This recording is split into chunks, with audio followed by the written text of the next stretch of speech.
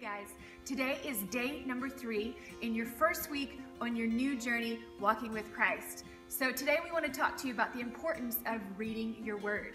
The word is so important for every new believer because it teaches us things about Jesus. It teaches us what he says about us. It teaches us how we should live.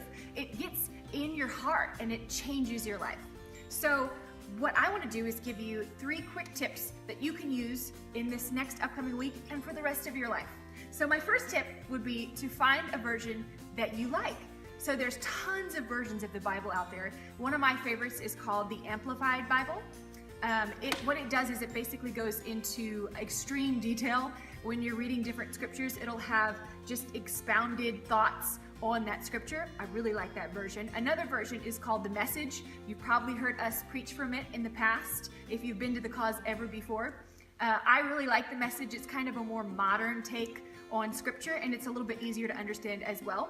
And you can find tons of different versions of the Bible in an app that's called YouVersion.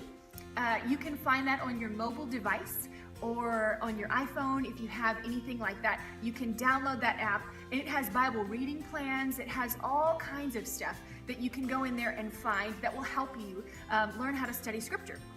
So that would be my first tip, is find a version that you like and that you feel like you can understand, because that will help you a lot. And then my second tip would be to make time. You have to make reading your word a priority. So what I would do if I were you is I would put a little reminder, maybe in my phone, an alarm or something like that, that would teach you to kind of get on a schedule of reading your word. Whether it's 5 minutes in the morning or 5 minutes before you go to bed, just start small, but work your way up to getting into a routine of reading the word. So that's my second tip. So my third tip would be to meditate. In the word, it says a verse about meditating on scripture and how it helps it get in our soul. So when we say to meditate, that doesn't mean it means get in your word and think about what that scripture says. So when you're reading, don't just read through and skim through and never let it really get down deep in your soul, but read the verse, read it out loud, and think about what it says. And the more you do that, the more you're going to hear the Lord speak to you.